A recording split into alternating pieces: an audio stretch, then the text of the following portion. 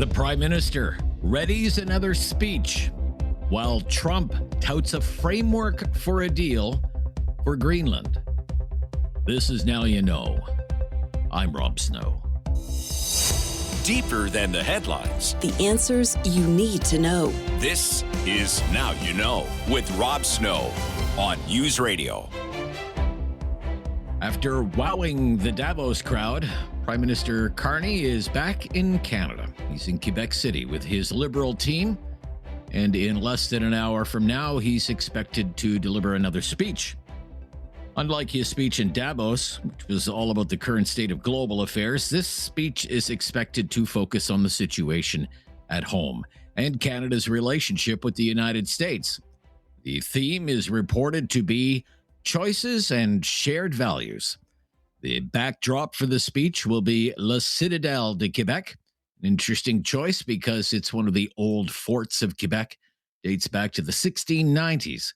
It remains the headquarters of the Royal 22nd Regiment, and it's also the other official residence of the Governor General. We'll bring that speech to you live when it begins, again, less than an hour from now. Mr. Carney is returning home after once more being a target of Donald Trump's. Speaking in Davos, the U.S. president had choice words for the prime minister, saying Canada only lives because of the United States. All we want from Denmark for national and international security and to keep our very energetic and dangerous potential enemies at bay is this land on which we're going to build the greatest golden dome ever built. We're building a golden dome that's going to, just by its very nature, going to be defending Canada. Canada gets a lot of freebies from us, by the way. They should be grateful also, but they're not. I watched your Prime Minister yesterday. He wasn't so grateful. But they should be grateful to us. Canada lives because of the United States. Remember that, Mark, the next time you make your statements. Prime Minister Carney's speech at the World Economic Forum continues to get glowing reviews. During an interview in Davos, California's Governor Gavin Newsom said he liked the speech and said Carney is in Trump's head.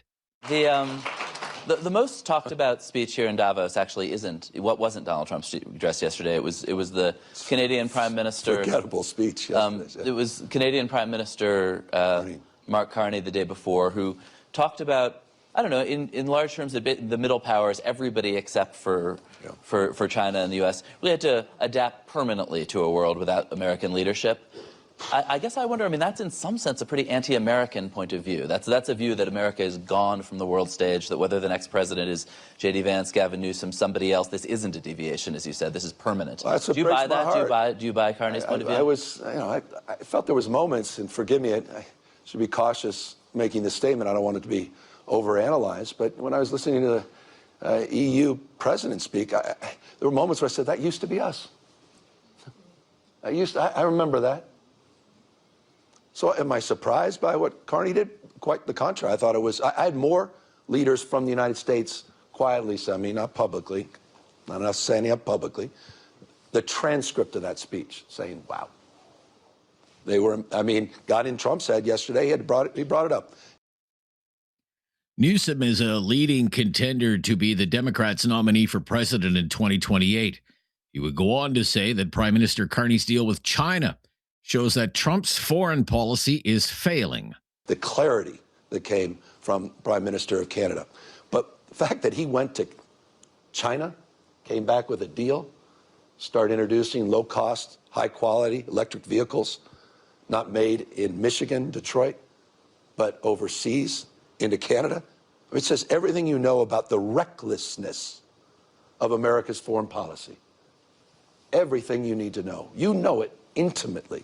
But it's a remarkable thing to break down 80-plus years of alliances. It takes decades and decades to build trust in organizations, the architecture of that. It takes weeks, tweets, hours, minutes sometimes to destroy it. Greenland was the topic in Davos, with Trump again calling for U.S. control of the Danish territory and vowing to impose tariffs on countries that opposed him. But then on social media, Trump announced what he called the framework of a future deal for Greenland and that the plan for tariffs is off. This framework came together after a meeting with the head of NATO, Mark Rutte. The pair took reporters' questions yesterday. President, when you said you would remember if Denmark did not agree to a deal on Greenland, what did you mean? What are the consequences? You'll have to figure that out for yourself. You're a smart guy. Mr. President, do you see a price for Greenland that's reasonable? I could see that, yeah.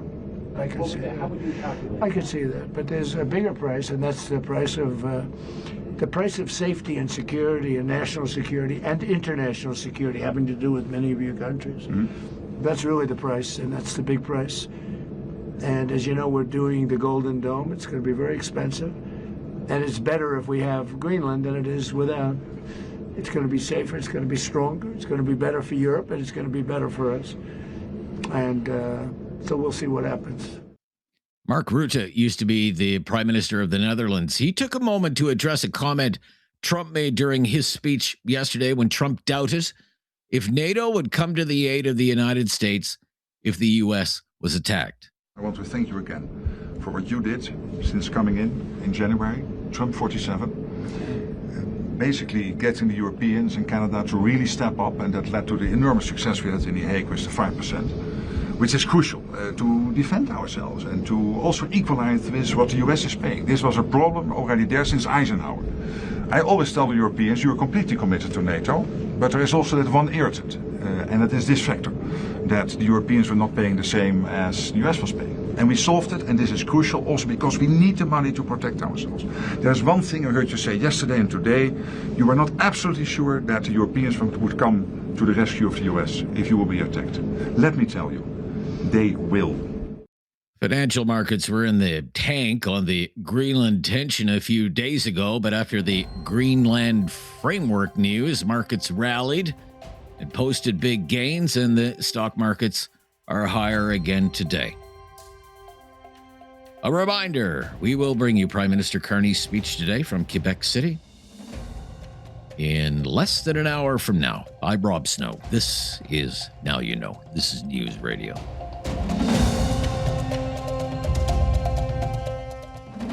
No question goes unasked or unanswered. Now You Know with Rob Snow returns on News Radio.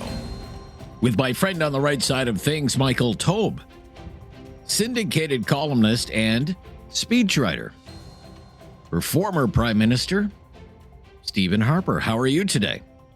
I'm doing well, Rob. How are you doing today? Very good. But I want the speechwriter's take on the speech, as it's become known this week. Prime Minister Carney, he's getting glowing reviews for this speech at Davos. I've interviewed people already this week who have said best speech by a Prime Minister in decades. Best speech I've heard in my lifetime by a Canadian Prime Minister. You have an item in the National Post today. You don't quite see it that way, Michael. No, my weekly column in the National Post, basically, you can put it this way. If you like rhetoric and you like platitudes, then you'll love Carney's speech. But if you have a keen eye and ear for what makes a great speech, you're not going to be impressed by this. There isn't a lot to be. The speech was fine. I'm not suggesting that it was worse than anything, say, his predecessor, Justin Trudeau, did at Davos or elsewhere. We know that Carney is more competent than Trudeau, but the bar was so low to begin with that that's no surprise. The question is, what is actually contained in there? And that's what my post column goes through. What is actually contained in there? Because if you look at it, there aren't a lot of stats. There aren't a lot of facts. There's a lot of generalities for sure. And yes, rhetoric is a tool in a speechwriter's toolbox. I did it. I've written speeches for a former Prime Minister, Stephen Harper, which he said off the top, and it's well known. I've also written speeches for other politicians, for business leaders, for private citizens, for myself. I know how to write them, and I know how to write them well. And I've been a professional writer, if you include column writing, for 30 years. I know this world. I can tell a good speech from a bad speech pretty easily, as can anyone who has experience. I'm not unique in that regard. This was not a great speech. This was not a speech that stands up amongst one of the finest ever given by a Canadian Prime Minister, which some have suggested. Does this really compare to speeches that were made by Stephen Harper, Brian Mulroney, William Lyon Mackenzie King, Wilfrid Laurier, in terms of important topics such as free trade, conscription, taxes, Canada-U.S. relations. There are immense amounts. And this isn't just a conservative liberal thing. Lots of prime ministers of both have given great speeches. This was fine. It was nothing it was a history-making moment. Look at some of the lines. We'll just do it. We'll go through them very quickly because you can't go through the whole speech. All right. Here's right off the top, my first paragraph. Here are two lines that Mark Carney uttered. You know, people were celebrating the fact that we know the old order is not coming back. We shouldn't mourn it. And we shouldn't allow the rise of hard power to blind us to the fact that the power of legitimacy, integrity, and rules will remain strong if we choose to wield them together. This speech was primarily an attack on Donald Trump and his political agenda. He didn't name him, but it's pretty clear. Why do you think there were lines like or references to a rupture in the world order, an era of great power rivalry, the gaps between rhetoric and reality, the powerful have their power? That's really profound. And American hegemony. It's all from Carney's speech. I'm not making it up. These are direct quotes. Go look at it. And I think that's the other problem as well, Rob. Most people didn't read the speech because if you actually read it, you would see that, you know what, this isn't really that good overall. If you like rhetoric and you like platitudes, you'll love this. If you really want to think about what makes a great speech, whether it's Churchill, whether it's Reagan, whether it's Thatcher, whether it's Clinton, whether it's Lincoln, you name the president, you name the world leader, you name the Canadian prime minister, I can top it a million times over, and anyone with at least a little bit of direct honesty can too. This was not a great speech. Fine, but not. I think you're in the minority opinion on it, Michael. So what? So you've outlined. It's not a criticism. I don't care. It's just an observation. You think it falls short of, say, a history-making speech? Where do you think it could have, say, been improved? What would if this was a draft and you had the marker out and say, well, let's get rid of this, let's put this in, whatever. I mean, what would you do to improve the speech? Yeah, by the way, just off the top, I'm not bothered by the fact that other people liked it. That's perfectly fine. Everyone's entitled to their own opinion. My point is simply, Rob, that I don't care what others think. Most people don't write speeches professionally. They don't have the ears and the eyes for it. They just don't.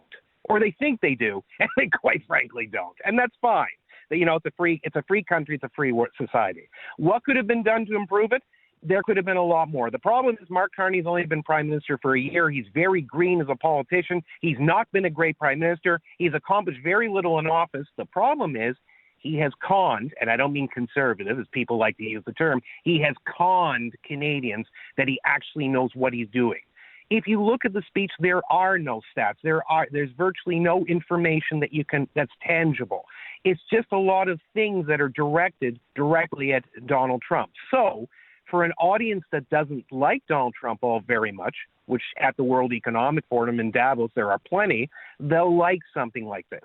This fits into their narrative. It feeds off the anger, the frustration, the resentment they have of the way Donald Trump handles things. And as I point out in my column, Rob, I don't like some of what Trump says. I really don't.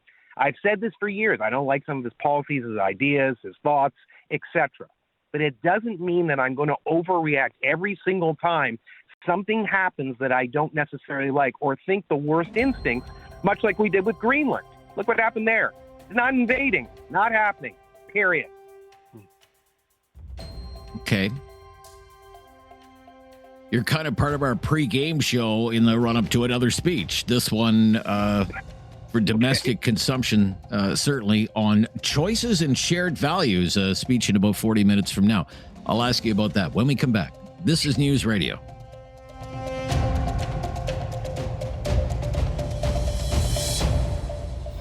Critical thinking is not dead. Now you know with Rob Snow. Returns on News Radio. Speeches are our theme of the day here with Michael Taube, syndicated columnist and speechwriter for former Prime Minister Stephen Harper. So in Quebec City, in about 35 minutes from now, the Prime Minister will deliver remarks on the choices on which Canada was built and the shared values that make Canada strong. The actual itinerary says the shared values that make us Canada strong. Oops. Little spell check there, folks, in the Prime Minister's office. But look, nevertheless, this is a Prime Minister who has spent the last week and a half traveling the world. He's been to China, Correct. he's been to Qatar, he's been to Switzerland and the World Economic Forum. And people will want to know, well, what about me? What's in it for me? Maybe this is an attempt to address this.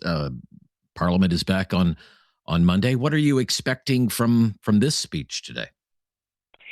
Well, not a great deal, but I mean, let's break it down, to be honest, and just go through the topic. You know, shared values obviously would be more of a domestic theme, more localized, and it would probably deal with, I could see relations between Quebec and the rest of Canada, or Carney may just try to sort of look at the overall picture of Canada and, in his view, what makes us Canadian.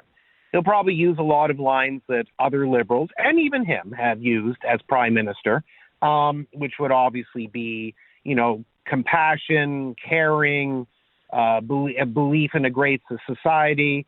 You know, he'll probably use some of the themes that he did in Davos, where he talks about how middle powers can unite and how Canada can lead the way when it comes to natural resources, exports, imports, free trade, etc. So he'll obviously also push arrangements that he made with China and Qatar, you know, whether you agree with them or not. You know, obviously he'll obviously include them and he'll look at them in a positive fashion. But I think he'll try to tie most of it back to Canada and where he feels the Liberal vision should be. And if he has plans to call an early election, which obviously I don't know, you don't know, the listeners don't know, but we can suspect as much as we want, this is certainly a good forum to kind of kick it off a little bit. Yeah, I don't think there's going to be any talk anytime soon about an early election. I don't think so. No, I don't see an election this year. I don't think that's going to happen. No, but we'll see. Well, I'll be curious to see what happens in our politics just over the next week and a half, just in this country, because you have Pierre Poilievre facing his leadership review in about 7-8 days from now, and still all kinds of buzz about the potential for a floor crossing. And you and I have speculated in the past that if the Liberals wanted to do that and inflict maximum damage on Mr. Poilievre, they want to do that in the next week and a half. Oh, definitely, without question. Yeah, if there is one coming, you're right. It'll happen during the time just before the vote or just during the vote, one or the other. As I've written already, and actually in the National Post as well, Matt column, Pierre Poilievre will win the leadership review very easily. I see, 80-85% pretty simply, because the grassroots like him. But in terms of floor crossings, anything's possible. I don't know if it's going to happen, but it could. And if it does, it'll definitely happen during those few days between January 29th and 31st. Yeah, you and I are on the same page there. Great to hear from you. Thank you. Pleasure as always, for all my your friend. insight. Have a good week. Yeah, bye-bye. Yeah. Michael Taube in Toronto today. I'm Rob Snow. This is News Radio. Now you know with Rob Snow continues on News Radio. Time for our Thursday Newsday political panel. Welcoming back Deirdra Tindale, Vice President, Crestview Strategies. How are you, Deirdra? I can hear you. How are you? Happy New Year. All right. Yeah, good. Happy New Year to you, Deirdra. I'm glad we could connect. Tom Parkin is with us as well, longtime political commentator. Welcome back, Tom Parkin. Good to hear your voice, I hope. Nice to hear from you. Yeah, good to hear from you too. Okay. So about 25 minutes from now, Prime Minister Carney is going to make a speech to Canadians from Quebec City, where the Liberals have gathered for a cabinet retreat ahead of the return to the House on Monday. And the theme is choices and shared values. Choices and shared values. So Prime Minister Carney's been to China, he's been to Qatar, he's been to Davos. But there are issues here in this country that he will have to deal with. The economy, jobs, inflation. What should he say today to Canadians? Deirdra, what do you think? I think the message has to be what these trips and these announced agreements mean for Canadians, because we again find ourselves living in a time of unease, much like this time last year when we were being taunted with, the 51st state rhetoric and when the tariff threats started. So this is an opportunity for the Prime Minister to reassure Canadians that he's still as determined to stand up for Canada and negotiate the best deals for Canadian workers as when he was Mark Carney, the Liberal leadership candidate, and then Mark Carney, the party leader running for Prime Minister. Tom Parkin, what do you think? What do you think he should say today? Yeah, in a similar vein, he's got to, I think, pivot away from the trade talks and the international story to the domestic story, because we have about 1.5 million people unemployed, and we had unemployment insurance stats released this morning. The numbers were up again. It's about 560,000 people on unemployment benefits in this country. So we're, in terms of the idea of being strong, a strong nation, it's pretty hard to be strong when working class people are out of work and can't pay the bills. So the focus has got to pivot to that, I think, and that's what I would like to see. So far, what Mr. Carney is now, what are we at? About 10 months in. I haven't seen a lot of immediate focus on jobs. There's mega projects in the offing. None of that's really talking about shovel ready today. So what I really would hope to see is an immediate focus, because how are we supposed to be a strong country when we got a lot of people unemployed? Okay. So that's what you think he needs to say, Deirdre. But, okay, choices and shared values. The PMO has previewed this with a release saying he'll talk about choices and shared values. So what clues are there? What do you think he's going to say? Well, on shared values, there was a line in his Davos speech that talked about the fact that not every partner will share all of our values, which I think we can determine who he may have been referring to in that speech. But that's why I think it's going to be a speech that bridges what's been happening on the international front and on the global scene with what's happening here in Canada and what it's going to mean for Canadians, particularly with the government saying that we can expect more help for the auto industry, for example. So if he can use a speech like this to telegraph what that help might look like, while still touting the fact that, we are achieving agreements with other partners who may or may not share all of our values, that would be one way for him to do that. On choices, this could be a message to Quebecers, Québécois, because we are in a period of sort of upheaval here in the province of Quebec. We're going to have a new premier on April 12th. With Premier Legault having resigned and the CAQ now in a leadership race. The Liberal Party here in Quebec is now in a leadership race as well. And what that means for the Parti Québécois election hopes compared to just a few weeks and months ago, we don't know. It's a long time until October. So it could also be a message that he's looking to send to the people in this province. Not just about the election, but about a potential referendum. Although, I don't think he would be particularly game to be appearing to be interfering in Quebec politics. Mm-hmm. Okay. Just on that, Deirdre, before we get to Tom, because you're in Quebec. What do you think of the backdrop, obviously deliberately chosen, La Citadelle? Do you read anything into that? Well, I think it was definitely on purpose. At the moment, he seems to be wanting to give a bit of love and attention to every province equally. But yeah, definitely, I think with the recent talk of referendum that's resurfaced, and with what's happening in the provincial parties, I think the federal Liberals will probably want to show a strong showing here in the province. Yeah, and not just separatists in Quebec, Deirdre, separatists in Alberta as well. Mm-hmm, mm-hmm. And lots of talk about that, Indeed. of course. There'd probably be a referendum in Alberta before there's a referendum in Quebec. So, look, we'll stop here and we'll come right back. I'll ask Tom about that. And I have to ask both of them about the speech. And Prime Minister Carney's speech to the World Economic Forum that made news all over the world. This is News Radio.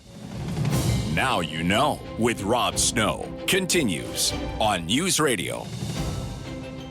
Back with political commentator Tom Parkin, and from Deirdra and from Crestview Strategies, Deirdra Tindale, Vice President at Crestview Strategies. Tom, sorry we got disconnected there, Tom. I'm glad to have you back. What I want to ask you is, we asked you what you would like to hear from Prime Minister Carney in this upcoming speech in about 20 minutes from now. What do you think he's going to say if the themes are choices and shared values? What do you think you're going to hear from him? Yeah, I'm kind of with Deirdra on what I think will happen. It is a context of Francois Legault resigning. There's going to be a new CAQ premier and then an election this fall. The PQ are way ahead in the polls. It's very likely it's going to be a PQ victory in October in Quebec. Separation is being raised again by the Parti Québécois leader, having a referendum. So this is all in the context of a caucus meeting that he's holding in Quebec City, and when his remarks are to be, just to extend what you talked about, on the choices on which Canada was built. The choices on which Canada was built, well, of course, the choices on which Canada was built is called Confederation, and it was joined together of the colonies, and the decision to, do something together. So I expect that Deirdre's called that one right. We'll see, though, very soon. Right, but both of you are anticipating kind of like a heavy dose of federalism with Donald Trump in the background. Is that fair enough, Deirdre? Would you say something like that, Deirdre and Tom? Would you say something like that? Yeah. Okay. Yeah. All right. If I could just add one more element together. One more element to this is that the Quebec Liberal Party is in the middle of a leadership race because they had a leader. Then there was some sort of chaos. I don't know what happened. That leader got off very, very quickly. I mean, it was only 6 or 8 months ago that leader was selected, and now they're into another. So the official opposition is leaderless. And really the liberal opposition. So I would suspect he may be trying to find some focus for his provincial allies. I'm not sure how that works. Interesting. Okay. Well, he certainly wowed the Davos crowd with a speech on Tuesday, made international news. What'd you think of the speech, Deirdre? Mark Carney's speech in Davos. Well, I will say that I enjoyed listening to it. It kind of, spoke to my sense of Canadian pride. And I would suggest it's the speech that probably many Canadian voters have been waiting to hear from Prime Minister Carney, who promised elbows up and that at times, has not been overly communicative of what exactly that has meant, if at all, in his interactions with the U.S. president in particular. It actually reminded me of that scene from the movie Love Actually, where the British Prime Minister, being played by Hugh Grant, says to the U.S. President, being played by Billy Bob Thornton, that a friend who bullies us is no longer a friend. And since bullies only respond to strength, from now on, I will be prepared to be much stronger. And, that also gained applause in the movie, the way that the Prime Minister received applause and a standing ovation in Davos. So, to that extent, I think it might have surprised some that Canada was the one to take a stand and be so forthright. It was also quite eloquent in the way, in particular, that he never named the president or the U.S. by name, but we obviously knew who he was pointing the finger at when he was delivering those words. Okay. What did you think of the speech in Davos from Prime Minister Carney, Tom? It certainly did the job. It added in. I mean, we had a lot of other folks from, I think, to give credit, President France Macron, the Swedish Prime Minister, and the Prime Minister of Denmark, who really kind of said this is the line here. And a little bit of criticism about all of them, including Carney. They kind of gave the pass on Venezuela. And when we saw that image the other day of Canada, Greenland, with the American flag draped over it, as was it over Venezuela. So the message was kind of 1 down, 2 to go. So, we got to be careful. Rules-based international order, but that's been violated many times over the years in Venezuela, in Libya, in Iraq, in Gaza. So, it can't just be only rules when it comes to us, because eventually that will come to us, and it did reach that point where the lines had been broken so many times.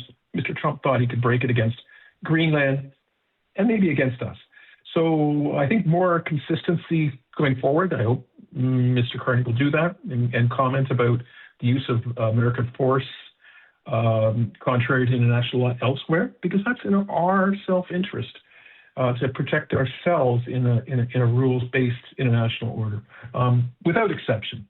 The exceptions are what are going to come back and haunt. So I think they all did a pretty good job, and I just hope they stick to it, because Mr. Trump, he does respond to power. He does respond to, the taco trade, as some people put it. But Canada can't do it alone. UK can't do it alone. France can't do it alone. We have to do it together. And so those international relationships are important. And so it was kind of heartening to see people standing together. All right. When we come back, Premier Ford is not happy with the Prime Minister's China EV deal, but Premier Mo loves it because it means tariff relief for the canola producers. How does the Prime Minister deal with an unhappy Ontario Premier? When we return, this is News Radio. There is no question Rob won't get answered. Now You Know with Rob Snow continues on News Radio. With our Thursday Newsday political panelist, Deirdra Tindale from Crestview Strategies, and longtime political commentator Tom Parkin as well. So the Prime Minister has a deal with China, EVs to Canada, tariff relief for Canada on things like canola and peas and seafood for Atlantic Canada. Premier Ford hopping mad about the deal, doesn't like the deal, wants people to boycott Chinese-made EVs. Premier Mo, very pleased because it brings relief to canola producers. China is the second largest market for Canadian canola products, with a lot more seats in Ontario. How does Mr. Carney deal with an unhappy Premier Ford? Deirdra Tindale, what do you think? Yeah, at first I think some people said, well, this is Premier Ford. He has to stand up for Ontario. He has to show that, maybe he's unhappy that the auto sector hasn't gotten anything out of this. But it's kind of escalated in the last few days to beyond him just being upset to calling for a boycott, right? And his press conference yesterday, it wasn't just him anymore. He had the president of Unifor, the CEO of the Canadian Vehicle Manufacturers Association. So this doesn't seem to be one where he kind of made his statement and will now go quietly and wait to see what happens next. So I think there is a bit of repair work to be done by the Prime Minister and his team. And the government has suggested that help is on the way for the auto industry. So hopefully they've been engaging with Premier Ford and his team as that comes together more than they evidently did before the China deal was announced. Tom, how do you read it? Yeah, I think there is some repair work to be done. There's damage on both sides here, though. Mr. Carney, obviously, there are a lot of people here. I'm here in Ontario who look at this and say, well, wait a minute, our auto industry is in a very bad situation. It has been for a number of years before Trump, as a matter of fact, but Trump has made it worse. We've got 8 major assemblies in this province. 2 haven't turned out a truck or car in 2 years now, I think. So it's pretty serious. And Mr. Carney is adding to foreign imports. So that doesn't look good on Mr. Carney. But the flip side of this is that Mr. Ford's excuse is that, well, I didn't get a phone call. And I just have, I think I do, and a lot of people are like, come on, Doug. You're the premier of the largest province. Everybody knew that China had been overt about talking about cars for canola. You can't just wash your hands and say, I was sitting by my phone and the Prime Minister didn't call me. I mean, Doug, pick up the phone, right? And get out there. So there's damage on both sides. But let me just say this. In repairing and trying to deal with the auto industry or Ontario's manufacturing base, okay, the solution cannot be, it seems to me, just, ad infinitum subsidies to companies. that just becomes too expensive and it's unsustainable. That work has to be done to find a place where Ontario manufacturing and auto manufacturing has strategic advantage and can supply our own national needs, but also export. So I don't see here's again a bit of a shot at Mr. Ford. It's primarily a province's responsibility to improve their industrial base and then ask Ottawa for the support in terms of trade, in terms of taxation regimes, immigration, whatever levers federal governments have to assist that plan. But there is no plan here in Ontario. And I think it's got to show that he's consulting with the industry and developing a plan to reestablish the industry or reestablish manufacturing in general in Ontario. It's not just auto, it's also other significant segments. So then he carries that ball to Ottawa and Mr. Carney hopefully carries it forth in the world. Okay. Thanks to the both of you today as we await the Prime Minister's speech in Quebec City. Great to hear from you. We'll speak again soon. Cheers. Pleasure. Thanks, Rob. Thank you. Yeah, bye-bye. Deirdra Tindale in Montreal today, Vice President, Crestview Strategies. And in the GTA, Tom Parkin, longtime political commentator, strategist. From the progressive side of things, Talkback, coming up. It's time to talk back. On Now You Know with Rob Snow. Call now. And have your say. 1-833-668-2577. Welcome to Talkback. It's 2 hours of debate and discussion on the big issues of the day. Today's topic, the Carney record so far. And here's what we want to know from you, good listener. How well would you say Prime Minister Carney is doing at making life better for Canadians? How well would you say Prime Minister Mark Carney is doing at making life better for Canadians? We are waiting to hear from the Prime Minister. He's scheduled to make a speech in Quebec City at the Citadel there, the old fort in Quebec City. But this will be a speech that arrives after he has spent the last week and a half traveling the world. He has been to China. He signed a deal with China. Chinese EVs for tariff relief for Canadian industries like canola. And he has said that he is open to having Chinese companies make big investments in this country, maybe in the oil sector, maybe in other important parts of our economy. He went to Qatar, signed another deal with a Gulf region petrostate. And he says that country is going to make big investments in Canada. And that's a country with one of the largest sovereign wealth funds in the world. And then he went to Davos, to the World Economic Forum, where he delivered what some are calling the best speech by a Canadian prime minister in decades. And he was certainly the toast of the event. That speech that he made news all over the world. Even Donald Trump said something about it, even though Donald Trump's words weren't very kind. But. Has any of this, any of these world travels, any of these deals, any of these speeches made a difference in your life or in the lives of your fellow Canadians? What would you say? What's the Carney record so far? Are things better now in Canada than they were when Justin Trudeau was Prime Minister? What would you say? 1-833-668-2577. 1-833-668-2577. We have phone lines available right now. Is life more affordable now than it used to be before Mark Carney came along? Are rents any cheaper? Are apartments more affordable? What about the price of gas? Or groceries?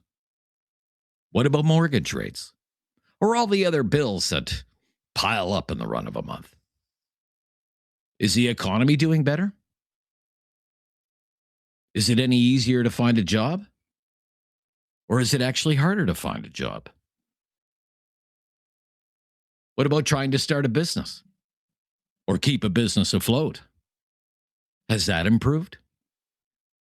What about what's happening in our communities away from Davos, on the main streets and the side streets of Canada?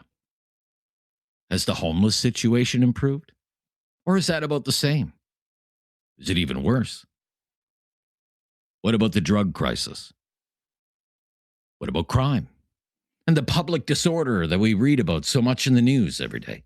Have you seen any improvement there? Now that Mark Carney's the prime minister, and it's not Justin Trudeau anymore? How well would you say Prime Minister Mark Carney is doing at making life better for us? Would you say he's making progress? Would you say things are about the same as they used to be? Or would you say things are worse? Mark Carney has been dominating the news agenda in this country. On one website that I visit every morning, National News Watch, Mark Carney's name appears on that website no fewer than 40 times today. 40 times. In news stories, in editorials, various columns. So obviously the Canadian news media has a lot to say about what Mark Carney's been up to. But are his choices, his decisions, making a difference in our lives for the better? That's what we want to know. So let us know. Give us your opinion. How is this person who is being feted now on the world stage as the antidote to Trump, how is he doing at making our lives better? I think there are any number of things that his people would highlight. They would say, Mark Carney's the adult in the room. He's brought back grown-up and serious leadership to Ottawa. He's done what he can do to try and tear down interprovincial trade barriers. People have been complaining about those for decades. He created the Major Projects Office, put it in Calgary, and vows that big nation-building projects will be put on the fast track. He signed a memorandum of understanding with Alberta that could advance a pipeline to the West Coast, and the Premier of Alberta, who is no fan of Liberals, seems to like the deal. Danielle Smith was all smiles when she signed it. Mark Carney axed the tax and the EV sales mandate and the clean electricity regulations, all the stuff the Western premiers complained about for years. And Stephen Guilbeault isn't a cabinet minister anymore. I mean, a lot of people will like to hear that. It's a promise to build more homes, build them faster than ever before. Huge investments in the military, long overdue, some will say. Immigration being reined in and reformed, and programs that Canadians value. Childcare, dental care, they're still around. But there's still no deal with Trump. And if anything, a deal with the Trump administration seems to be slipping further and further away. And some of the things that people used to complain about when Justin Trudeau was prime minister, they're still around too. Like huge deficits and a nonsensical and astronomically expensive gun buyback program. Mark Carney was first sworn in as Canada's 24th Prime Minister on March 14th of last year. He has been the Prime Minister of this country for 314 days. How is he doing at making life better for Canadians? Because in the end, that's the job of the Prime Minister. Have your say. Are things better now? About the same? Worse? 1-833-668-2577 is our call-in line. If you've never called before, just mention that. We'll make you a priority. And tell us, how is life now that Mark Carney is our Prime Minister? I'm Rob Snow. This is Now You Know. This is Talkback, and it's News Radio.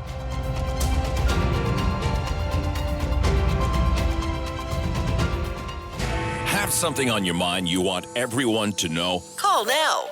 Hello. 1-833-668-2577. It's Talkback on Now You Know with Rob Snow. The Carney records so far, our topic today. For Talkback, how is Prime Minister Mark Carney doing at making life better for Canadians? Are things better now?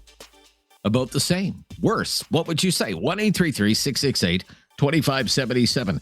To Ottawa first today. Omar is up. Hi, Omar.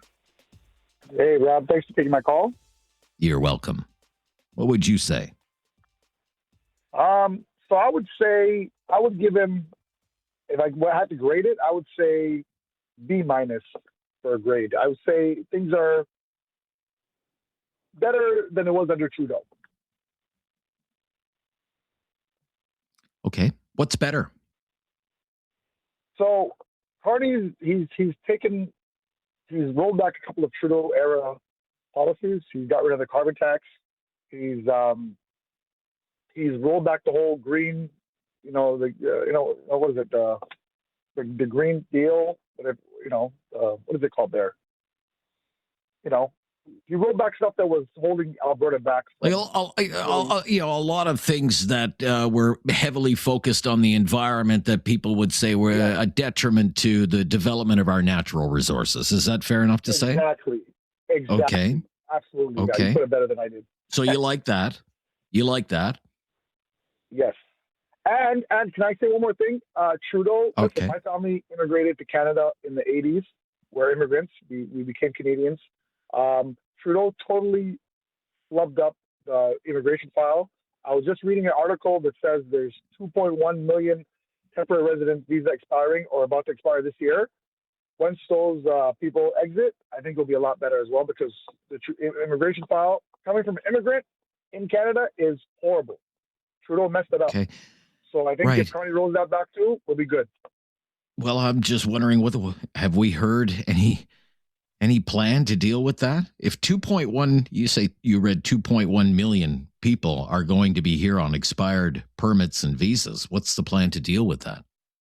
Well, there is no plan, Rob. The IRCC says they should be leaving Canada on their own. So I'll leave that to you to decide what that means. Sure. So you give him a B-. You give him a B-. Okay. Why wouldn't you give him an A or an A-? Where is he kind of fallen short? I would say, he's kind of like, I don't want to, because he hasn't done everything he said he was going to do. And where he's fallen short was also this whole gun buyback thing. It's ridiculous. We know that legal firearm owners are not responsible for all the gun crime in Canada. We know that's a fallacy. So that's where he loses points, things like that. But I just want to make one more statement about one of your guests today, Michael Taube, about what he said about the Mark Carney speech. I know that's not really part of your thing, but I think he was so offside. He was such a partisan take that he had. It was just insufferable listening to him. Okay. All right. Okay. Fair enough.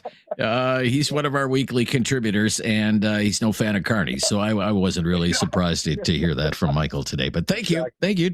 Everybody has their own opinion, even of our people who have their own opinions. Let's go to Mohammed is in Hamilton today. Hi, Mohammed. Hello. Hi, Mohammed. Good to hear from you. How is Prime Minister Carney doing, in your opinion, at making life better for us here in this country? I think he's good. Just he has a pressure now because what's going on in the world. So one person and one government can't handle everything. You need to give him time to deal with everything around. And you see him, Mr. Trump, he want to control everything in the world. And just we need to give the new Prime Minister here time, and he deal with that. And I have a feeling we'll be okay. Everything will be okay, Even I'm not from Canada. You hear me? I hear you just fine, Mohammed, yes. I said, even 2 days ago, I speak with someone from Alberta, my friend, and that person is Canadian, he's born here. And we talk about Alberta, and that person said to me, I wish American take it Alberta. I tell you, crazy, you're born here, you give him land. This is land. If you don't know what is land, I'm worried because if this person is born here and have a million in the same mind, I'm worried just from these people, not from the Prime Minister or the government. Because these people, if many people like that, it doesn't care about the country, So sure thing, Mohammed. But you're willing to give him. You say he's been there less than a year, so you're willing to give him some time, given everything that's going on in the world. Is that what you're saying? Exactly. I give you an example, like my job. Like I do some job now, basement. I come after somebody. He's done enough job and he's gone. And take for me 2 weeks to bring electrician, to bring everybody, to know what's going on there, to start to fix everything. So I need to give him time. Just to give You him need to give him time. Okay. Yeah. Because he's new to the job. Okay, sure thing. I suspect that's going to be a popular opinion today, Mohammed. You're probably in the majority. There's, give him time, be patient, give him the benefit of the doubt. Hasn't been there very long. We'll see if that holds up as we make our way through Talkback today here on News Radio. Have something on your mind you want everyone to know? Call now. Hello. 1-833-668-2577. It's Talkback on Now You Know with Rob Snow. What is the Carney record so far, in your opinion? How is Prime Minister Mark Carney doing at making life better for Canadians? Keith is in Calgary up next. Hello, Keith. Hey, how you doing this morning? Very good, Keith. Good to hear from you today. What would you say? What's your opinion? Hard to see anywhere really that, we're gaining much ground. A lot of the work that he's done seems to be performative. I don't want to call out everything because it's not entirely bad, but, renaming the carbon tax and hiding it doesn't really get rid of it. I don't know. There's a few other things that seem, more on the showy side, like this major projects office. It's a bureaucracy created to deal with too much bureaucracy and seems to have accomplished literally nothing in that regard. Like they've announced some projects, but from my understanding, those were mostly all underway before the project office got built and so forth. Fair enough. Big deals made of this speech in Davos, and I just couldn't help but laugh. Here he is bemoaning hegemony, and his jet engines are still warm from leaving a visit with the biggest hegemon in the planet. Dealing with the states, like it or not, the relationship with the Americans is hugely important, and up until recently, we at least had the support of a good amount of the American people, but I have doubts about that being the feeling going forward when we're seen as bedding down with the enemy. I mean, regardless of our relationship, the Americans view the Chinese as an enemy. So I think even the popular support among Americans is going to drift away. Everything done in that whole area seems to be more a thumb in the eye to Trump than it is a benefit to Canada. It just seems that way. Like, we already had some Chinese EVs. People don't realize this, but most of the EVs that Tesla brings here are from China. They build more than half of Teslas in China. Yeah, and I reported that. Already. I actually reported that earlier in the week with the help of Tim I knew it Dimopoulos. from another source, but I don't question you having done so. I mean, it's pretty widely I just wanted to point that out. Right? Okay. Yeah, no, okay. And I appreciate you doing so because a lot of people don't seem to understand that. But at the same time, making a big display of it and making news of it, again, it's another thumb in the eye. And I mean, it wasn't Trump that brought in the tariff against EVs. That was Biden. So both sides of the American coin are against the Chinese EVs coming here. So regardless of how much it helps us or not, it's definitely a thumb in the eye to the Americans and harms that relationship even more. So I've been asking, and we're going to have to kind of wrap it up here, but with a short answer from you. I've been asking, are things better? Are they about the same? Are they getting worse? Definitely what would you not say? Sounds better. like you Hard think to quantify how much worse. Definitely not better. Okay. Thank you. We're going to stop here, and then we'll have lots of time to take your calls. Still no sign of Prime Minister Carney. He had scheduled a speech for 1 o'clock Eastern time. That was, 29 minutes ago. Politicians. You can't count on them being on time. That's one thing. That's for sure. Be back on the phone lines right after the latest breaking news at 1-833-668-2577. What's the Carney record so far? Have your say on News Radio. Have something on your mind you want everyone to know? Call now. Hello. 1-833-668-2577. It's Talkback on Now You Know with Rob Snow. What's the Carney record so far? How is Prime Minister Mark Carney doing at making life better for Canadians? Are things better? In Canada now, about the same? Worse? What would you say? 1-833-668-2577 with the Prime Minister back in the country after a week and a half of globe-trotting. Let's go to Kitchener today. Audra is in Kitchener. Audra, hi there. Hi there. Hi there. Thanks for taking my call. You're welcome. Yeah, this is my first time calling in, and I just think that the world is not as it was. Nothing is the same, and we can't judge. Prime Minister Carney on the regular standards, because this is not stuff as usual. This is not normal. What is happening in the States, what is happening under Donald Trump is far from normal, and I'm not sure that it will ever get back to normal. Like the world, not just the U.S. He's affecting so many things, and so I think that we have the best chance of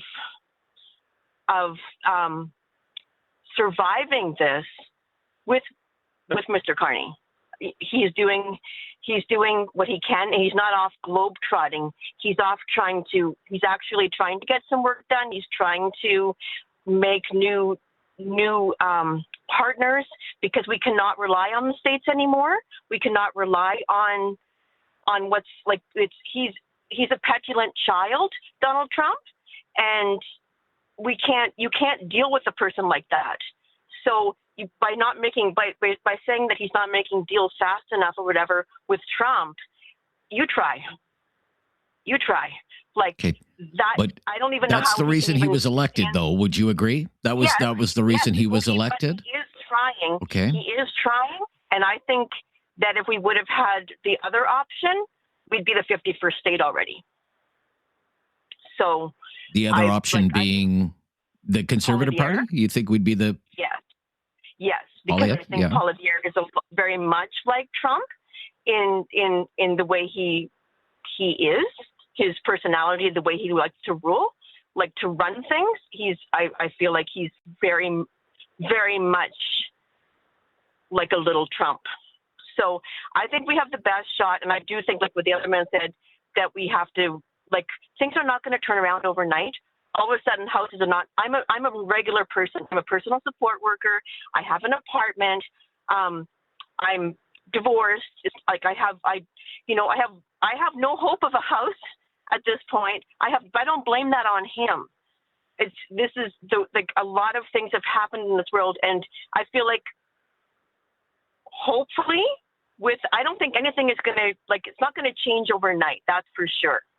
So, and I don't know, there's so much that's like happening. A previous caller said, you're willing to give him the benefit of the doubt, and you think he's better than the alternative. Yes. Yes. Okay. Fair enough. Thank you, Audra. 1-833-668-2577, 1-833-668-2577. The Carney record so far. Audra said, can't judge it right now. Give it time. Beats the alternative. If the Conservatives were in power, we'd already be the 51st state. Mike is in Dartmouth, Nova Scotia. Hello, Mike. Oh, buddy, I'm speechless. I don't know if I can follow that call. Well, do your best. God, everything the Liberals have done just was evident in that phone call. He's got people so brainwashed. Trump's the big bad boogeyman. Like, if there was anything worse than a big capital F, Carney would get it. This Why? guy, because he's self-serving and nobody seems to be even recognizing that. Like this guy, I'm not even going to get into the whole traitor thing, going and teaming up with China, a communist country that at one point he even pointed out was the biggest threat to Canada. So, out of the mouth of him, and now he's over there. This whole hatred towards the United States, we probably wouldn't even be Canada if it wasn't for the USA. Like, why are people listening to this rhetoric? Like, he's turned everybody and he's blamed everything, and you could see it in that woman's conversation that everything is Donald Trump's fault. He had no skills to go down there and deal with a man, and that's why Donald said, yeah, put Carney in. He's a great choice. I like him. He knew what he was going to be up against. This guy is so connected with Brookfield, he should be in prison with Trudeau. Like, these guys, they have already wrecked Canada, and he's now running us even into more debt than Trudeau did. Like, it's right there in front of all of us. Like, I can't believe that these brainwashed people, like your last caller, are sitting there going, oh, yeah, no, he's doing all the right things. Lady, he just went to the communist country and made friends with them. After saying that, they were our biggest threat. USA has protected Canada. And you know what, Rob? One of the things that I've noticed over the years was Donald Trump was completely right.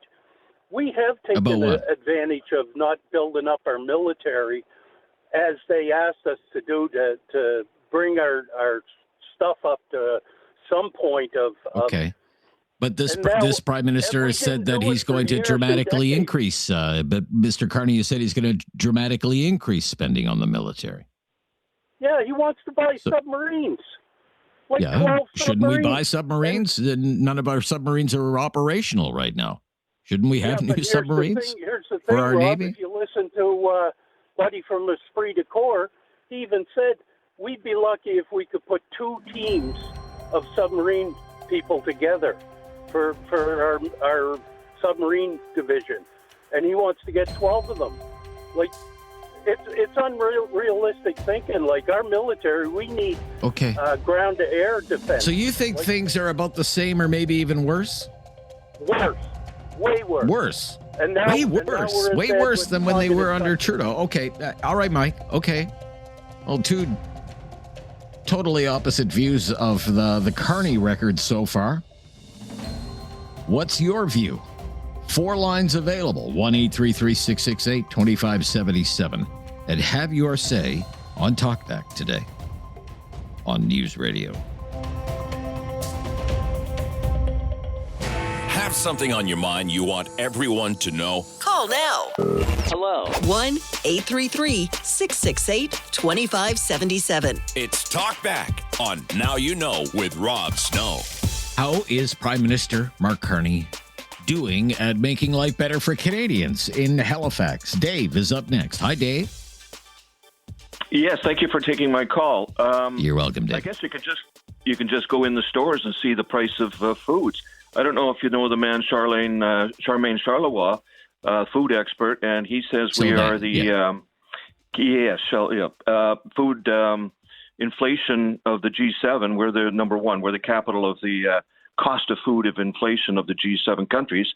U.S. is about half our inflation now. And you can look at our food banks, record numbers of 2 million, I think, in March of last year. And I think it's a little bit around 2 million people, and record numbers, of course, going to food banks in Canada. And many are middle-income folks. And that's problematic, and that's not really. It also predates Mr. Carney. That predates Mr. Carney, though, right? Record food bank use. I would have to say so. Food inflation. It's not going down, is it? And this is something we need to address. Now, he's gallivanting around the globe. Hopefully he will get something concrete in the way of investments in our country. But I think countries are a little bit deterrent because Trudeau has such a powerful influence on other countries, and he's not happy about Carney. I mean, I don't know. I stayed up and watched the entire Trump speech as I saw Carney's as well, and I think Carney ruptured any relationship that we're going to have leading into a new deal, soon, I would imagine, with Mexico and the U.S. and Canada. And Trump is not happy with Carney. And unfortunately, he is somewhat right. Don't bite the hand that feeds you. And we need to keep ties with, no matter how we do it, we have to, continue to keep friendship with our southern neighbors, because we, just the location we are. You can look at NORAD, Rob, and see how they will protect us up north. We have 3 ailing subs, electric, diesel, and Russia, which is unpredictable, has 21 nuclear subs, and we have nothing up there.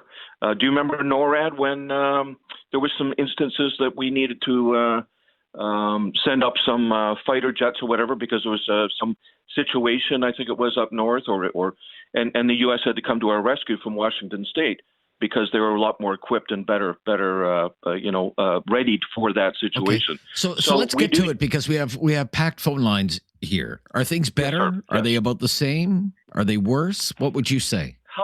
How can we say it's better? No. I hear How a can lot we of say people. It's better? You hear people. We hear people all the time, Rob, and we're hurting. We are hurting. We're strapped, like I said, angry, and we're scared. And that's where we're at. We need to rectify this problem very well, because when you're worried about situations, right, investors, whether you have a small business or whatever, the unpredictability is not good, and we have to resolve that. Thank you, and I Dave. think we voted this. I'm going to move along. Not better. Kim in Halifax. Hi, Kim. Hi. I'm not even sure where to start. Well, let's start somewhere. I think Carney is 9 months into the job. Okay? Let's start with that. Trudeau's gone. Let's start with that. Oh, my goodness. We all know rents are high. Food's high. This is high. Life is... Put the blame where it belongs. Before Trump came along, we were kind of going along. And he comes in, he's unstable, he's a lunatic, he's insane. I mean, let's just all be honest here, he is. And if everybody doesn't kiss his bum, he throws tantrums and throws out more tariffs. That's just the way it is. And we're on the receiving end of that. Carney has no choice as a prime minister of this country but to not trot around the globe. He is responsible enough to go try to get us new allies, new deals, new investments, and it will not happen overnight. It just won't. Groceries are high because of drought with beef. It's the exact same in America. Groceries are high in America. Affordability is high in America. For all these Canadians that worship America, stop being a traitor to our country. So you think do you think the sitting, pardon me, just one moment, please. If I could just interrupt. Do you think the government that has been in power, the Liberal Party that has been governing the country for now 11 years through 2 prime ministers, bears no responsibility for high rents, high food prices? It bears no responsibility for that whatsoever? Carney That's not fair? Why is that not fair? As 9 months ago, and that's what's on the table for him to deal with, okay? 11 years ago, we didn't have Trump throwing tariffs at us every day. 11 years ago, we didn't have Trump threatening to tear up Kuzma and to not bother with that or respect that anymore. We didn't have almost on the brink of World War III because of this guy. I mean, the division in this world between political parties is just sickening, and that comes from the top. That doesn't come from the people. That division is brought down. Are things better now, about the same, or worse? What would you say? I would say none of those. I'm saying I would put it all in the category of it's optimistic. There's light at the end of the tunnel. Carney is lining that up. It will not happen. It will not. He's putting the pieces in place for things to get better. Gotta go. Thank you. He's putting the pieces in place so that life will be better, I think, is how we would sum up your view of it, which is fine. 1-833-668-2577. It's Talkback on News Radio.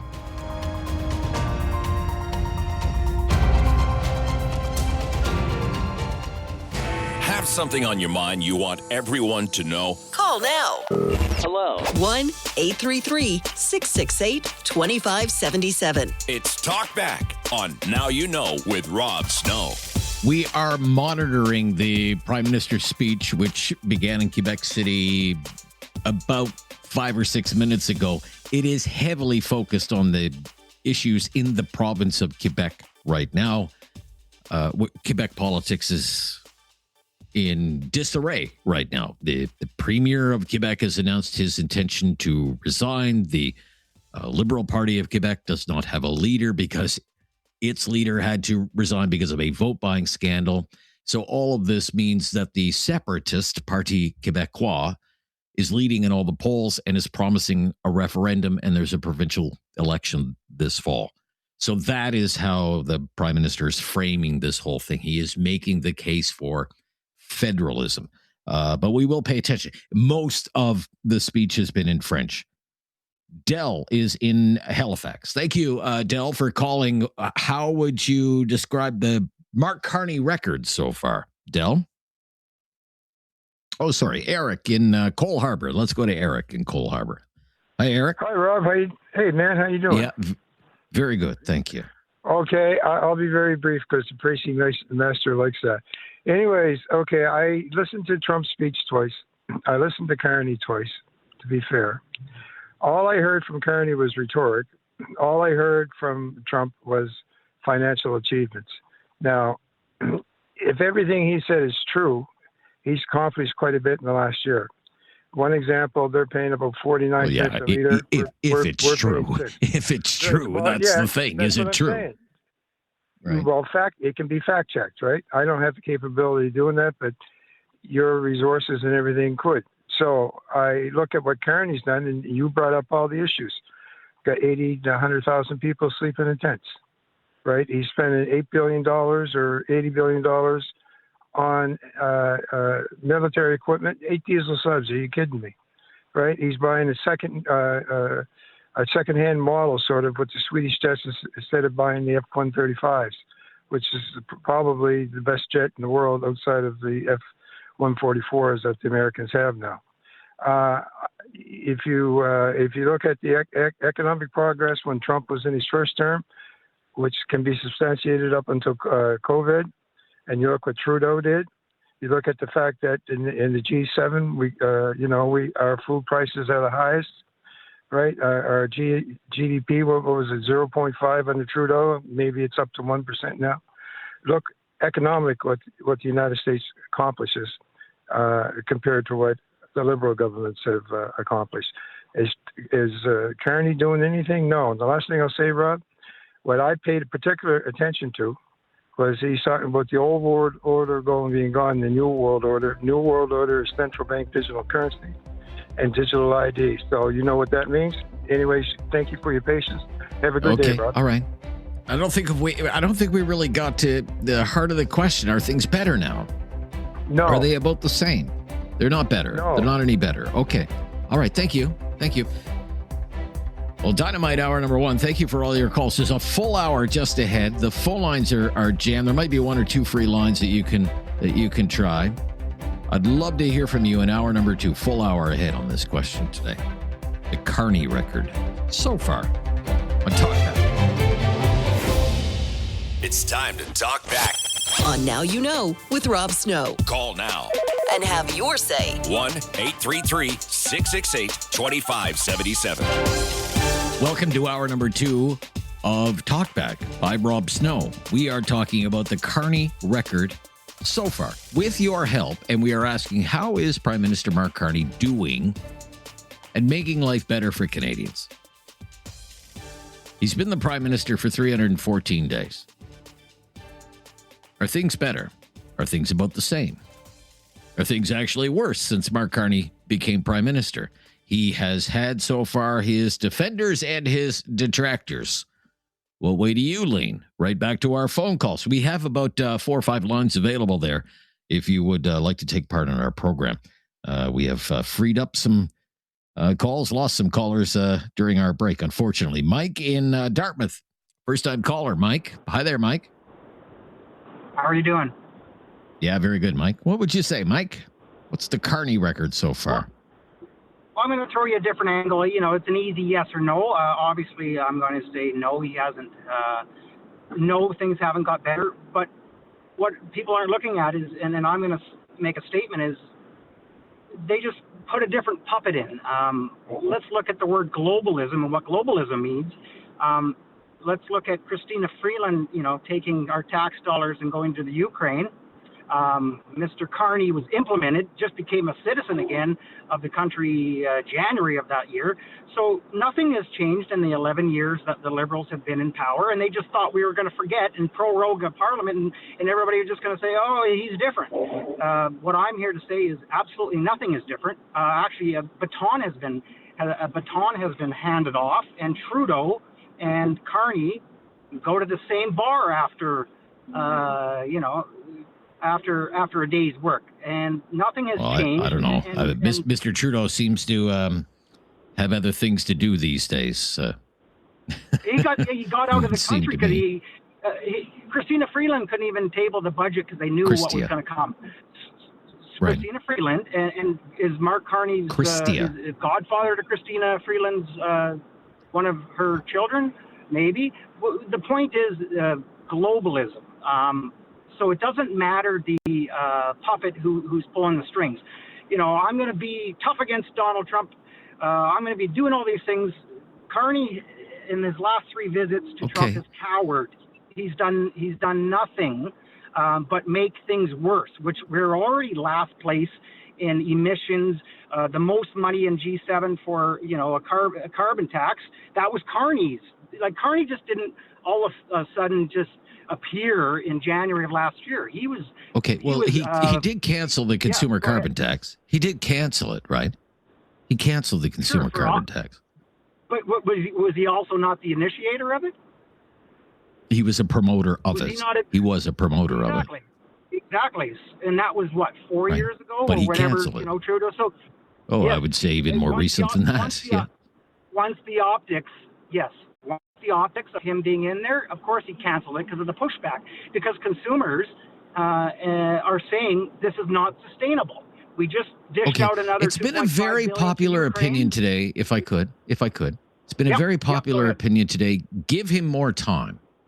He's only been there less than a year. Give him more time. Look at everything he has to deal with. Be patient. What would you say to that? I'm going to say he created it, and this isn't, and that was the preface of my statement off the get-go. Mark Carney isn't new to Canada. Mark Carney isn't new to governmental. Exactly. So, but the Liberals, when the Conservatives were leading in the polls, knew that, and what's our strategy here, folks? Well, let's prorogue the Parliament. Let's put some space between it and hope that voters forget. And then, of course, the Liberals and the Boomers do what they do best. It doesn't matter what happens to this country, what state it is, over their dead body or pride will they ever allow a different government. And you can say what you want. I'm looking at it subjectively. I've voted different ways many times. There's one thing that we cannot deny is our country is in trouble. And all we do all day is talk about somebody else. When I said we've had 11 years, you said it about 20 minutes ago, we've had 11 years of Liberal policy and financial decisions. Christina Freeland would not table the budget because she knew what had happened. I was there through it all, sir. I'm going to have to run and take some more calls, but I thank you. You don't think things have gotten better under Prime Minister Carney, which is the point of the conversation today. We can't go wandering off into all directions. I do appreciate your call and your opinion. Staying in the Halifax area, let's cross the bridge. Sandra. Hi, Sandra. Oh, hi. How are you today? Very good. Very good. It's a hot one today. Lots of people with lots of opinions, just the way I like it. Okay, well, I'm going to give mine. I did listen to Carney's speech at the forum, and it was a little hard to decipher at times, but I went through it all, and overall, I understand his message. And his message is that the global world order, from a Western perspective, is changing big time. And Donald Trump has had so much to do with that. But at the same time, you have China and Russia that are also a threat against civil humanity. Okay, so, when you got a standing ovation, I understand what, the European countries were standing up for. And in my opinion, Donald Trump is nothing but he's a pedophile. And as a woman, I don't understand how any woman... I don't know about any of that. But Donald Trump is one thing. What I want to get at is... Donald Trump is not the Prime Minister of Canada. We have a Prime Minister of Canada here. That's right. Who was elected 8 months ago. What I want to get at is, do you think he is making this country a better place? I think Carney is doing what is right for Canadians. That we stand up for global unity and peace for the planet, if you want to call it that. But at the same time, we have to get through these times. So you think he's the right person for the job? We have a lot of domestic issues that aren't being dealt with, but the global issues are more important at the moment. And I think, all right. I don't know if that's true. If you're, having trouble paying the rent, I don't know if Greenland is your number one occupation. If you're wondering if you're going to get evicted by the end of the month, that would be my only challenge to you there. I appreciate your call. We've cleared the phone lines, every single phone line available right now. How is Mark Carney doing? What's his record, in your opinion? Is he making life better for Canadians? This is News Radio.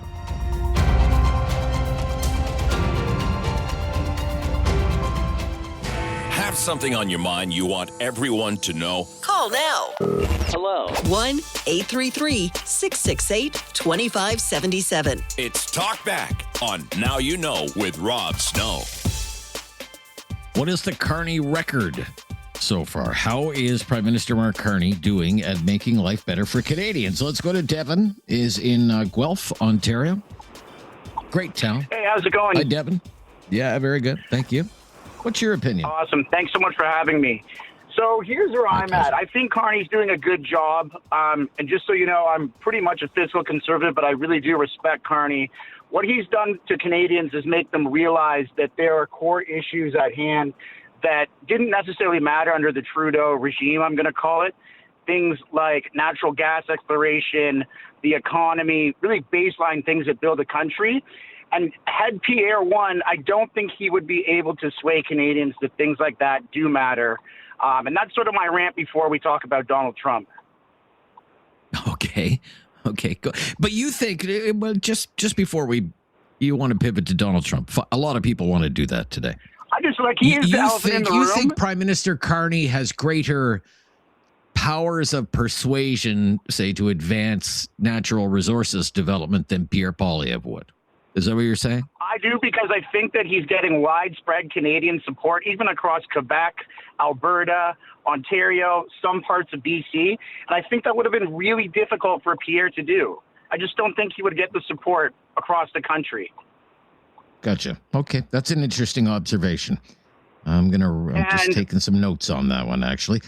So sure. What about Trump? How does Trump factor in here? Let me pivot back to Carney, and then this will make sense. When we need a master negotiator against Trump, and we look at Carney's resume with Goldman Sachs and Brookfield Asset Management and the Bank of England, I really do feel like he is the best person qualified for the job, unless there's another secret Canadian that we don't know about who has mastered big trade deals before across the world. And when it comes to China, obviously that was a bit of a pivot, and people are upset about that. But the world is actually pretty small, and there's 3 or 4 big trading partners. And if we're going to lose out with the United States and there is no deal on the table, and there's one that quickly benefits some of Canada, I don't blame them for making the deal. Let them make the EVs here. I'm never going to buy a Chinese car. It's a free market. Go nuts, make them, import them. The market will decide if Canadians want them here or not. Fair enough. Interesting observations. Devin, thanks for the call. Out to Calgary now. Brian is in Calgary. Hi, Brian. Hi, how you doing? Thanks for the time today. Yeah, you're welcome, Brian. What's your opinion on the Carney record so far? Well, the short story is that he hasn't done anything yet for the economy that I can see, but I don't think that he really has had enough time. You can't develop a whole bunch of major projects. If you approve them, you're talking 2 or 3 years down the road before you even get started on some of them. To me, the verdict is out. The proof is in the pudding. We'll see how he continues. But obviously, it sounds to me, I'm believing what I'm hearing, is that the economy means more to him than it did to our previous government, and that's a good thing. And so, if it means more to him, then I think things will get better. And I think he's obviously got anybody who's in there. I don't care who it is would have to have more time. You just can't do things overnight. And I didn't vote for him, by the way. I voted for PP. Okay, fair enough. But you think Canada is in a better place under Carney because he takes the economy more seriously than Trudeau did? 100%, 1,000%. 1,000%. Okay. All right. Yeah. No. Anything else? I mean, it's just night and day difference. But he definitely he's speaking the talk. So I'm hoping he's going to continue to walk the walk. So in my mind, he needs more time. But I mean, as of today, are things better? No, they're not better today because I don't think there's been enough time for major projects to come to fruition. And but I like what I hear. You like what you hear. Okay, thank you. Be right back with more of your calls on Talkback. Paul, Mariana, Mark, you all hang on the line. We'll get to you. Won't be too long. This is News Radio. Have something on your mind you want everyone to know? Call now. Hello. 1-833-668-2577. It's Talkback on Now You Know with Rob Snow. What's the Carney record so far? How is Prime Minister Mark Carney doing at making life better for Canadians? Our question for the day. And we will put it to up next. Who do we have up next? Is it Paul in Guelph, I believe, is up next. Hi, Paul. Hi, Rob. Hi, Paul. Thanks for taking my call. My pleasure. Just to give you an idea, I probably am center to center left. I read Carney's entire speech yesterday. It was a good thing I read it on the computer because if it was a hard copy, it would be illegible. I was so teared up that we actually have a very serious man leading our country. I was very proud of that speech. Now, when it comes to America, America is an easy customer. They're not a good customer. We've been selling to the United States at deep discounts, and they want more discounts. If we're prepared to sell aluminum, wood, steel, if we're prepared to sell that at an 80% discount, they'll take it. But other than that, they're really not interested in what Canada has to offer. So I think our Prime Minister is doing exactly the right thing and finding people, customers that find value in what we do. I think our cost of living problem, the United States has caused it because it's a race to the bottom with them. And sorry, I get a little nervous doing this. Anyways, that's all I had That's to okay. say. No, but I find this interesting. You read the speech, you took the time, and you went and read the text of Mark Carney's speech that he gave in Davos that has attracted so much attention, and you were actually moved by it. Absolutely. What was it? What? I'm curious. What was it about that speech? I think we have a serious man that actually has the courage to speak truth. To speak truth is power. And his speech was very well received. Oh, yes. I was completely filled with pride. It filled you with pride. That's Absolutely. very interesting. Okay. Thank you, Paul. No. In Guelph today. Very impressed with the Prime Minister so far. Let's go to Mariana. Mariana's in Calgary. Hi, Mariana. Hi, Rob. How are you? Hi. I'm very good. Thank you. What would you say? What's your opinion on the job Mark Carney is doing? I would say, no, we are not better, or at least we are not better yet. Does he need a little bit more time? Shall we give him a little bit more time? Absolutely. But how much time shall we give him? I spoke to teachers here. Poverty, it's increasing. It's not decreasing. We are not doing anything about that yet. There's still children that they don't have lunches, and they are looking into garbage bins for lunches. I think it's pretty sad. Minimum wage is still at $15 an hour. Of course, people they cannot afford, especially younger generation, they cannot afford to buy a house. So these problems, at least I haven't heard yet, they haven't been addressed yet. When is our government going to do something about all these really major issues, I would say? I do admire him, however, his international policies, I shouldn't call them policies, but idea of trading with China, we have to be careful, but I think it's great that we are trading with them and with other countries. From that point of view, again, internationally, I think he's doing things, but we also need to take care of our home first. Sure. I think you're onto something there. I think that's where the rubber is going to meet the road in the next few months. All of these domestic issues, they did not just disappear because Mark Carney has, been signing deals with China or going to Qatar or wherever he has been. He's been to so many places over the last few months. The cost of living is still a major issue. Housing affordability, housing shortages, still major issues in this country.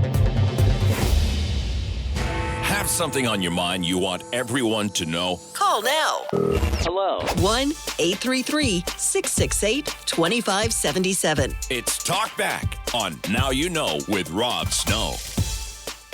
So we have been asking here on Talkback today, what is the Mark Carney record so far? How is Prime Minister Mark Carney doing at making life better for Canadians?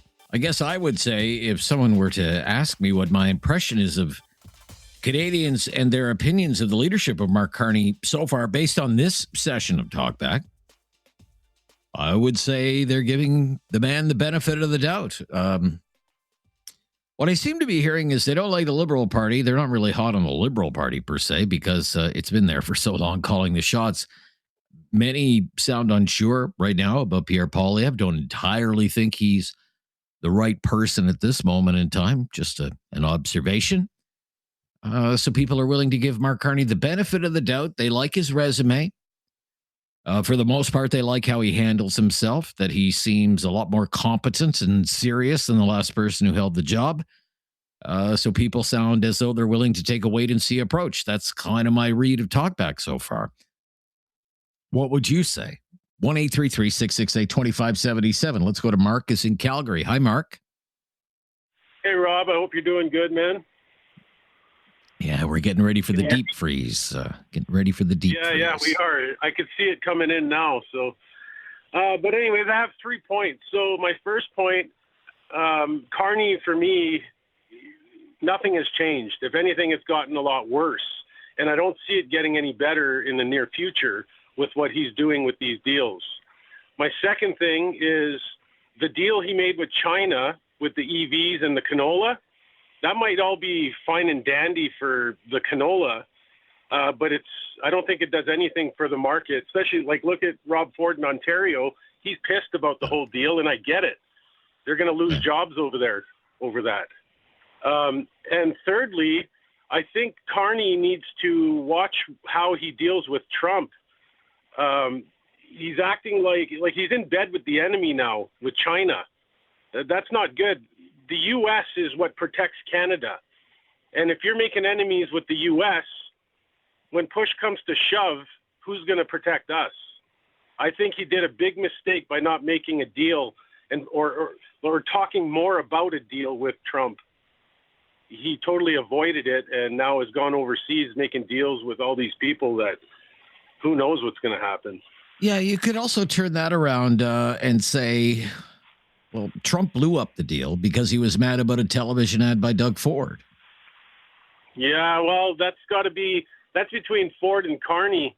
Carney should have reprimanded Ford somehow with that, because that was offside what Ford did, and it didn't help matters. If anything, that made things worse. But for some strange reason, I feel like Carney was okay with it because it got him out of hot water. He didn't have to answer any questions because everything. Oh well, Rob wrecked that deal for us, so there's no point going down that road, is what he's thinking, in my opinion. Okay. It's Doug, sir. Rob is unfortunately not with us anymore. I hate to point that out, but that's okay. That's okay. All right, but you think he's made some mistakes along the way, and one of them is you believe, I don't want to put words in your mouth, but it sounds like you believe that he's done too much to alienate Trump. Is that what you would say? Yes, 100%. That's exactly how 100%. I would put that. Okay, thank you. All right, gotcha, Mark. Thank you. Lisa in Calgary as well. Hi, Lisa. Hey, Rob. How's it going? It goes with or without me. It goes. There you Lisa, go. There you how go. are things with you? Yeah, really good. Thanks. That's good. Yeah. What would you say on Mark Carney? How's he doing in your opinion? I think your the assessment, or you said, the judgment you made based on listening to your callers earlier was that they're giving the guy a chance. I'd say I'd fall in that category. Absolutely.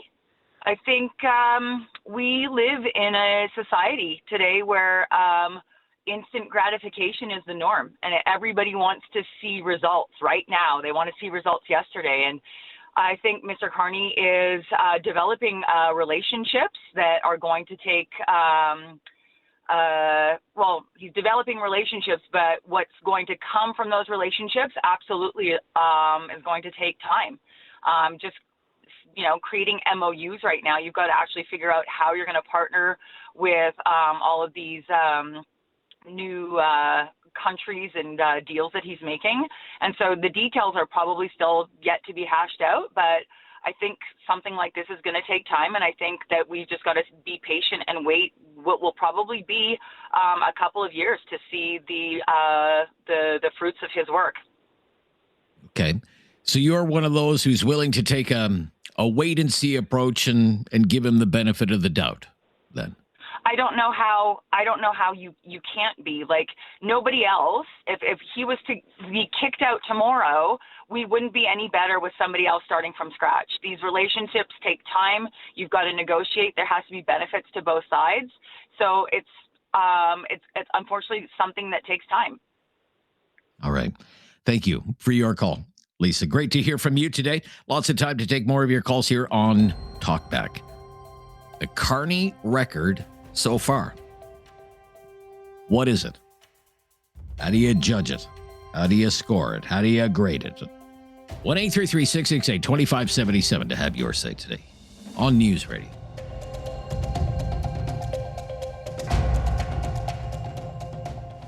Have something on your mind you want everyone to know? Call now. Hello. 1-833-668-2577. It's Talkback on Now You Know with Rob Snow. What's the Carney record so far? Right back to our phone lines. Alex in Waterloo. Hello, Alex. Yeah, hi. Hi, I get shake my head on a daily basis these days. Canada is probably one of the most envied countries in the world because of our direct location above the United States. It's the biggest market in the world that obviously everybody wants part of. We have a part of it, but the rules have changed, so we have to play by those rules. So what are we doing? We're going to communist China, right? We're inviting them in. It's a huge mistake. It will not go well. But I'm at the age now, I just shake my head at the people and what they say. They don't see it. All they know is that Donald Trump's bad, and anything that goes against him must be good, and it just baffles me. Really? The prevailing opinion today, as I said, seems to be they like how he handles himself, seems competent, seems to be a serious guy, and they're willing to, to give him Give him time. Did you see what he said in China? Sure. The New World Order. That's who he is. He's a one world government, New World Order, WF animal. It's like Trudeau said, which I can't believe he got away with, that Canada was the first post-nation state.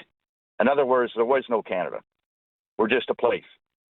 And that comes from the World Economic Forum and that crowd. And there's nothing I can do about it. I'm stuck here until I can liquidate and get the hell out if I can. But I just shake my head at my fellow Canadians.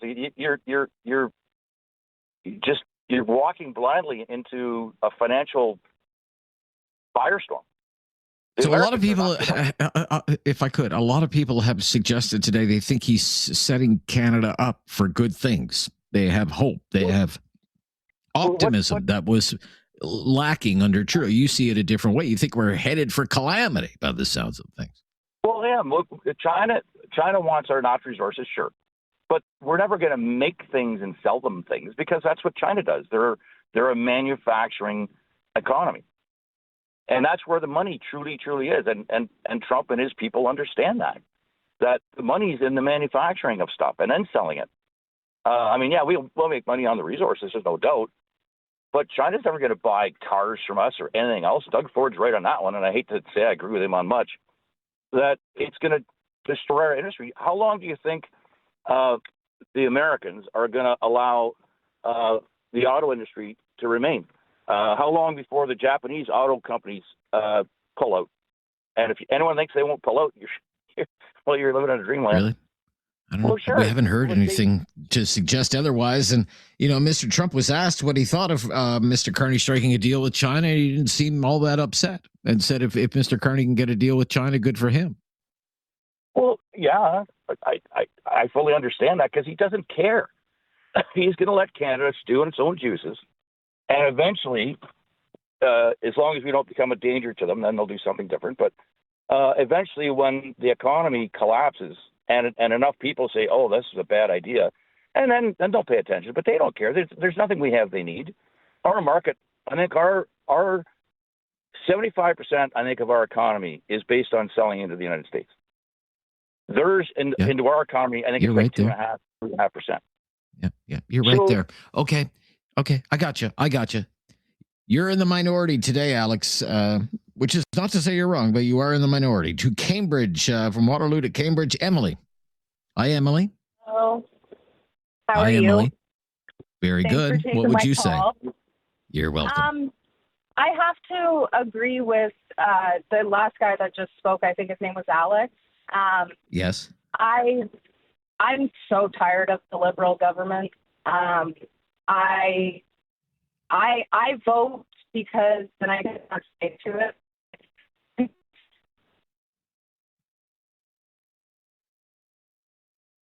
I believe we have lost the cell phone connection with Emily. Emily, we're just going to put you on hold. You hang on the line, and I'll come back to you in the next segment if you can get a few more bars on your phone. But let's take Jody's call in Calgary until then. Thank you. Jody, go ahead. What would you say, Hey, Jody? how are you? Very good, Jody. You know, thank you. It's been interesting listening to all the different opinions. What's fascinating to me is we don't have to, as Canadian citizens, buy the Chinese cars, but we needed that deal so that we could continue to have a resource source. I don't know how we can build all kinds of safety nets and social things without a market. And currently, the United States is so unpredictable.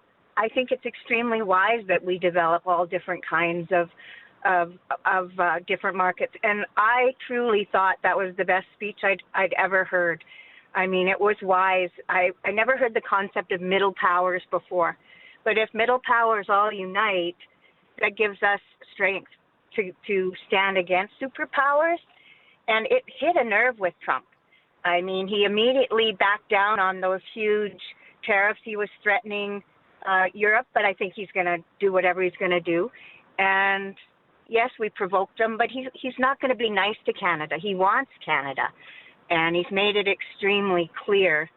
But I think as Canadians, we need to all step up and help make ourselves the way that they want us to be. We have to work harder. We have to settle our differences, and as Canadians, we can change our own situations.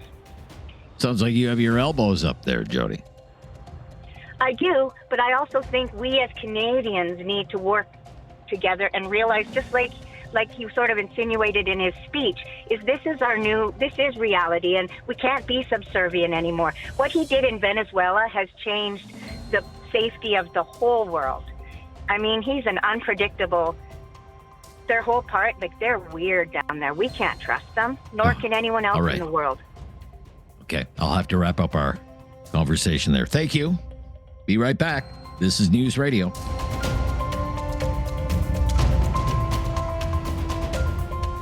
Have something on your mind you want everyone to know? Call now. Hello. 1-833-668-2577. It's Talkback on Now You Know with Rob Snow.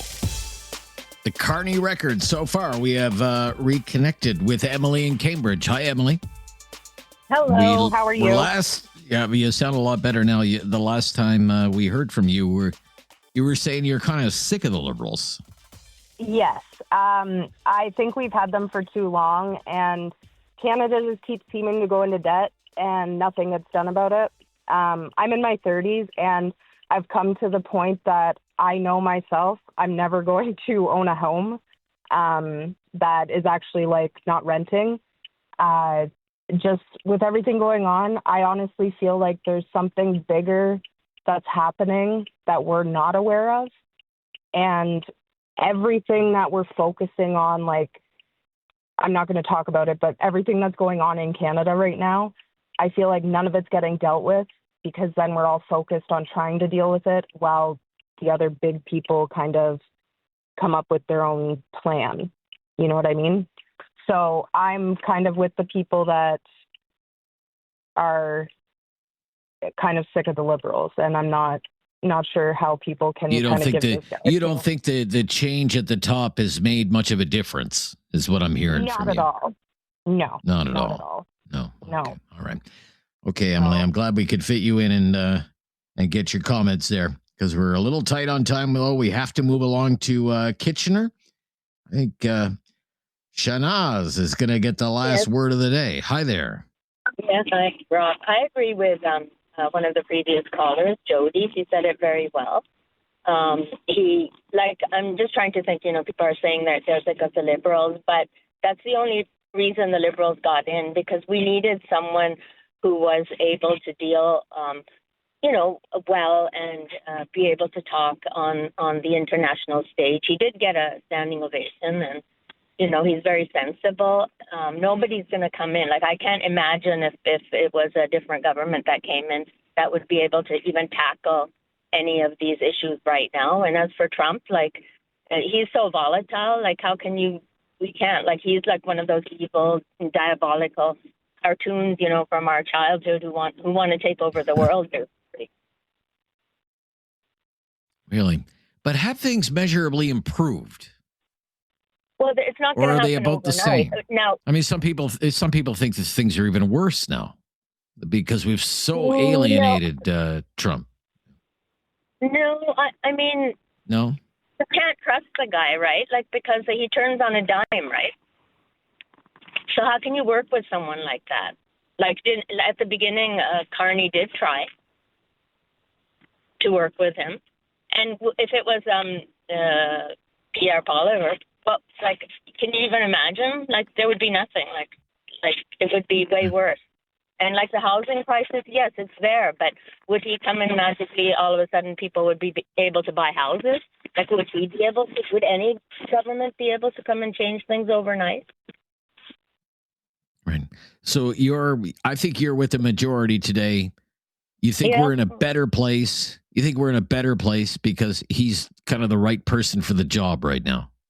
Just give it time. It's going to take more time. Right now, considering the only person that we have. Okay. All right. Very good. Thank you, Shanaz. Thank you for all your calls. My goodness. Took a lot of calls today on that one. Lots of opinions. I love it. We can pick up on that tomorrow if you want, or go in a different direction, because tomorrow's the Friday free-for-all. We'll follow your lead tomorrow. Until then, let's bring you the latest breaking news. I'm Rob Snow. This is News Radio.